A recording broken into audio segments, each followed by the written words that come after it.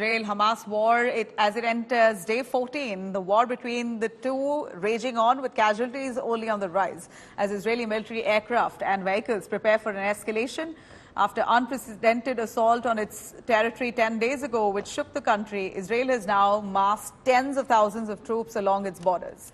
Visiting the Golani brigade, soldiers stationed at the Gaza border, Israeli Prime Minister Benjamin Netanyahu has encouraged soldiers to be ready for victory against Hamas.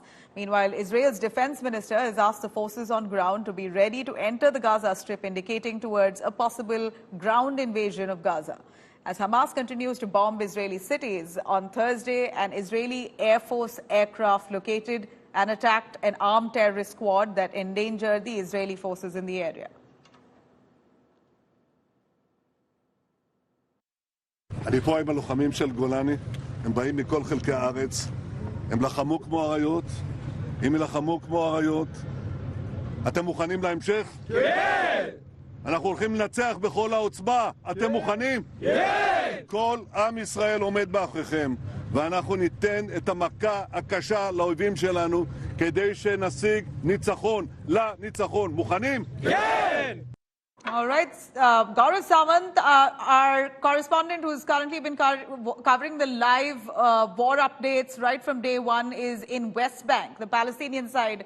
Gaurav, I hope you're safe. You've managed to venture into the West Bank area, which is volatile. The Palestinian Islamic Jihad group have been very active along that region. Do bring us the latest updates from there. India Today is reporting from ground zero at the West Bank, and it's Friday. After the Friday prayers, there is some trouble which is expected in this part of the territory. In fact, the Israeli Defense Forces, they've been very aggressive. The Israeli Defense Forces have arrested more than 70 suspected Hamas fighters in this area. And this has happened just in the past 24 hours. The Israeli forces swooped in, made those arrests, and took those suspects away. But apart from that, the expectation is hours from now, as people assemble for Friday afternoon prayers at the mosque here. This is where India Today will be reporting from. There will be clashes with the Israeli forces. The apprehension is after Gaza Strip, this could be the second front where the Israeli forces could be engaging with the rising anger amongst the Palestinian youth. India Today is the first channel to be reporting from so deep inside the West Bank. So we were at Ramallah, now we've come to Beira. This is where you have some Israeli settlements, and in these settlements are being targeted by the Palestinian youth, who say that the airstrikes that have been carried out at more than 100 locations, the situation remains extremely tense, extremely grim. The images are being broadcast in every home live. But if you notice the road around me, every shop is shut, every house, there are people who are barricaded inside. Watch, there is an apprehension, there is this fear, there is this apprehension that the Israeli forces will come in a big way and start making those arrests, especially of the youth. But there are some who say that this is the time to defy the Israeli forces. This is the time for the youth to come out on the streets and stand with the people in Gaza. And you have to be very careful what you say, what you speak when you are here at the West Bank, because the situation, one, very volatile, two, very, very tense. Now, this is a place which is home to close to 30 lakh people, 86% Palestinians, 14% Israeli settlers. And there have been instances of violence, of targeted attacks that have been taking place. And that is why the Israeli forces are also deployed in larger numbers. We're getting to where this apprehension is that there could be violence. And again, in the West Bank, this could well be the second frontier. Israel is now fighting a war on multiple fronts against Hamas at Gaza Strip. Hamas investing extensively even here in West Bank. Several Hamas fighters have been taken into custody here at the West Bank, where I am right now, and also with the Hezbollah on the Lebanon border. So as far as Israeli forces are concerned, they could be facing trouble on multiple fronts, from Gaza to West Bank to the Lebanon border. Nabila. Gaurav, from what we understand is that Palestinians aren't completely on board with the Hamas's terror strike. And why I say this, because we hear that there have been clashes between local Palestinians and the Hamas operatives in regions like the West Bank area. Do tell us on the anger that Palestinians have currently against what has happened, because they've been really dragged into this war without no fault of theirs.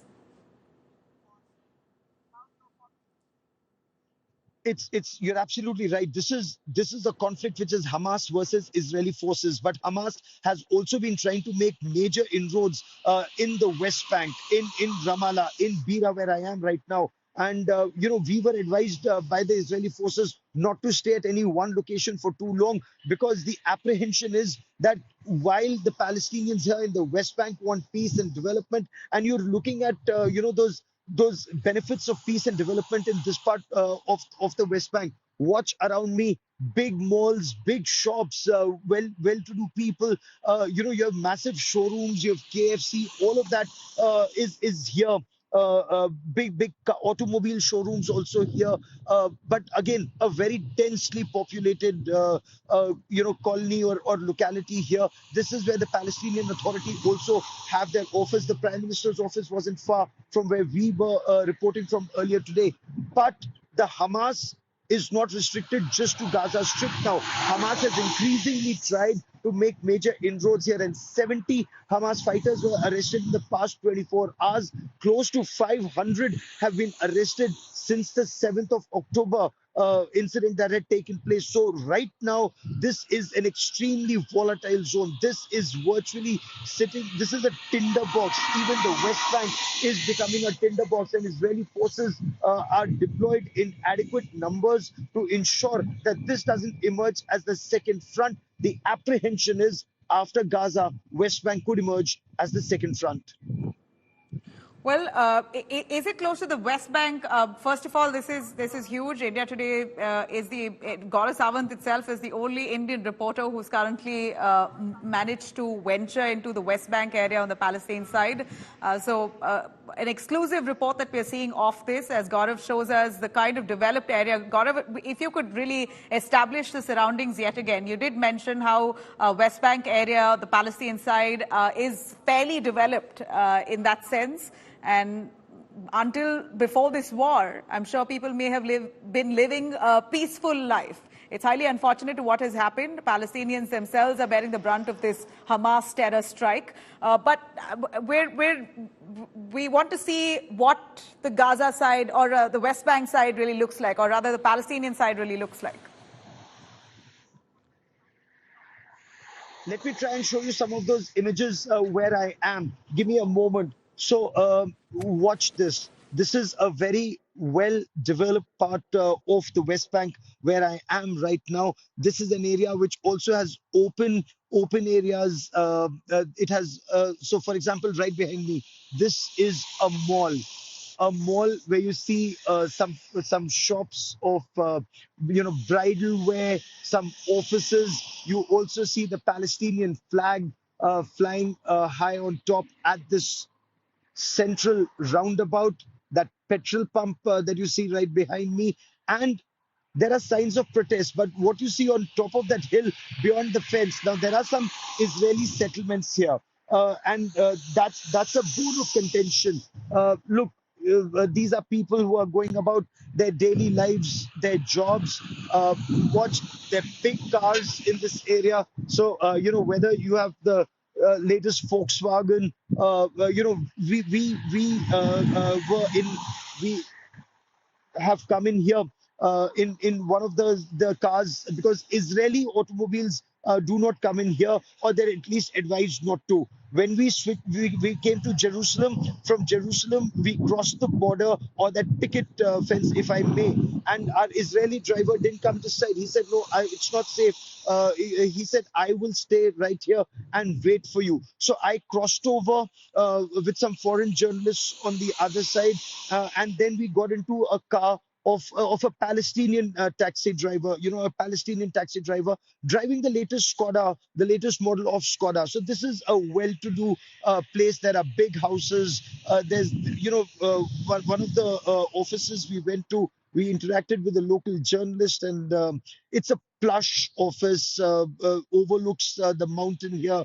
You can see parts of Jerusalem from some places. So this is quite different. But though it is thickly populated, population density immense. I mean, 30 lakh people live in a narrow land bank.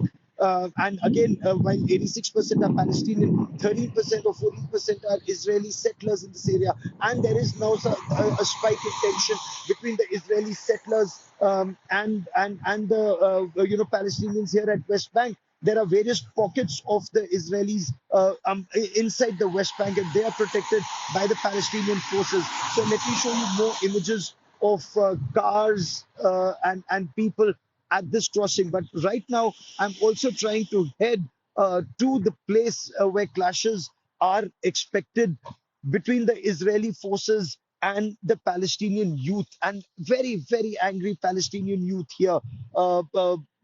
Again, as I was coming in, the advice was do not stay at any one location for too long, because this is where word gets around here very quickly. And the Hamas fighters could also learn that there are foreign journalists here, and then they could come and target people in any one location. So we come to a location, we shoot there, and then we move to the next location to be able to get you a wider perspective of what's happening here.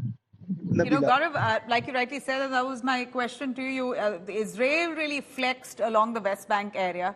Many of the areas along West Bank, you have Israeli settlements, nearly 5,000 odd settlements along the West Bank area, which also was one of the reasons to irk Palestinians over the years.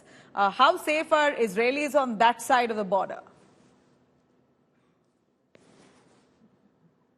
So, from what I've been told, they are armed, they're protected by the Israeli army, and they ensure that there is adequate security, in the sense that one of the locations that we saw, of course, we weren't permitted to stay there because even the Israelis look at everyone with a lot of suspicion.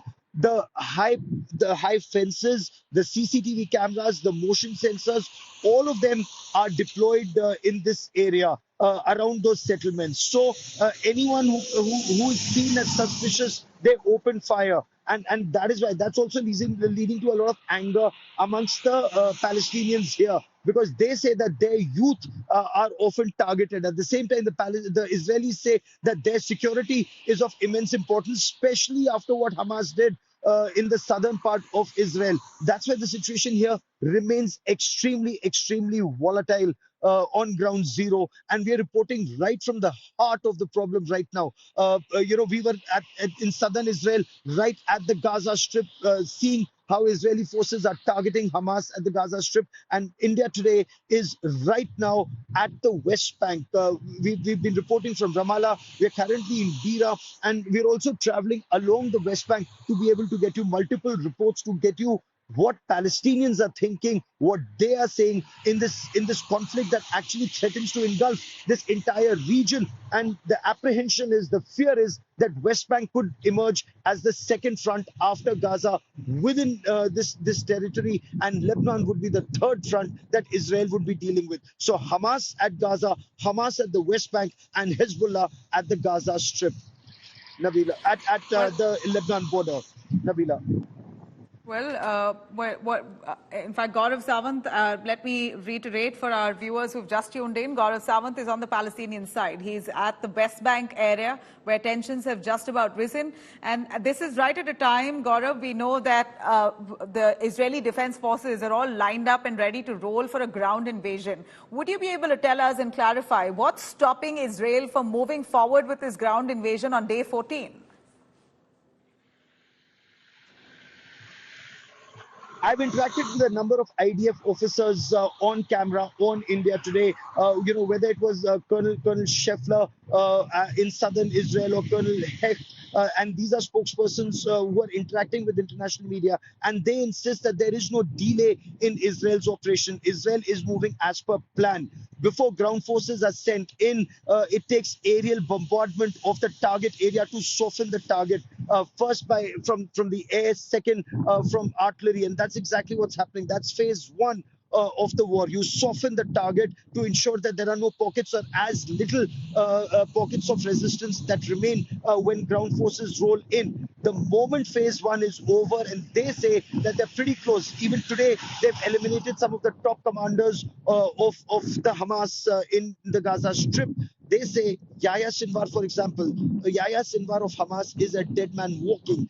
Israel has said so in as many words. They've made a list of all the Hamas leaders and fighters they want to eliminate, and they're moving as per priority. So the drones are scanning the skies constantly. The moment the drones paint a target, the F-16s and the F-15s use their PGMs or precision-guided munition to destroy that location, and several Hamas fighters have been killed. The moment those targets are softened, pockets of resistance are softened so that there are no shoulder-fired surface-to-air missiles for attack helicopters or anti-tank missiles or IEDs or, little tunnels from where Hamas fighters could come and target Israeli ground forces. When that is softened, the ground forces could move in. Israel's defense minister seemed to indicate it could happen soon when he said that so far you've seen Gaza from a distance. You will be seeing Gaza up close very soon. The second part, the finance minister of this country has also made a very critical statement. He said that Hamas will not exist either as a ruling entity in Gaza or even as an entity in Gaza, and there would be a no man's land between Gaza and the Israeli border. Anyone seen in that no man's land, there'll be a fence that will be erected. Anyone who crosses that fence will be targeted. So very systematically, there is a major change that Israel is planning all along the Gaza Strip. The situation here where I am right now at the West Bank, equally volatile or threatens to get more volatile, Nabila. Well, at this point, Israel is certainly facing a two-front war, as Hezbollah has also joined in this war with Hamas to strike against Israel. But that said, where the area that you're at, West Bank, we know that is fully locked and guarded by the Israeli forces.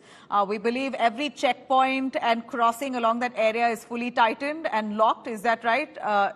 People wanting to come from Gaza towards West Bank, do you think there's a chance for those wanting to flee this war?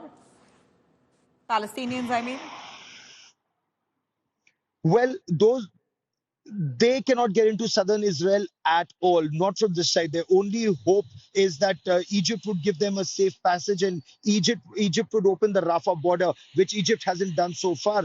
Egypt's only permitting certain trucks to come in with humanitarian assistance, food, water, and medicines. And that is why people are stuck in a very narrow pocket south of Khan Yunis, technically south of the Wadi Gaza river, which is not being targeted just as yet, because Israel wants to clear out all the area north of Wadi Gaza river of Hamas terror. So that is how Israel is moving forward very systematically. Nobody from there can come to West Bank, but Israel's suspicion is that Hamas fighters are coming into the West Bank through through other means, and that is why 500 plus have been taken into custody since the 7th of October. 70 have been taken into custody just in the last 24 hours, and there were major offensives that were carried out in a way when a large number of Israeli forces moved in with their weapons drawn, picking up people, taking them to safety. But right now, where we are headed to the place where those clashes are expected, or there's apprehension of clashes after the namaz, after the Friday prayers between the Palestinian youth and the Israeli forces, Nabila. While that said, as we know that West Bank area is really a danger zone for Israelis, because the long-standing hatred between Palestinians and Israelis along the West Bank area is well known, as Palestinians believe that that is their land, or the entire Israel itself is their land. But that apart, Israel in West Bank has established nearly 4,000 settlements, and that has resulted in clashes often between Palestinians and Israelis. We believe, Gaurav, that the Israeli Defense Forces have vested the responsibility of security among the civilians along the West Bank area, Israeli civilians. Is that right? They've been given combat gear and some ammunition, we understand, to protect themselves and their families, the Israeli families. Gaurav, if you're still with us. it's a patchy connection.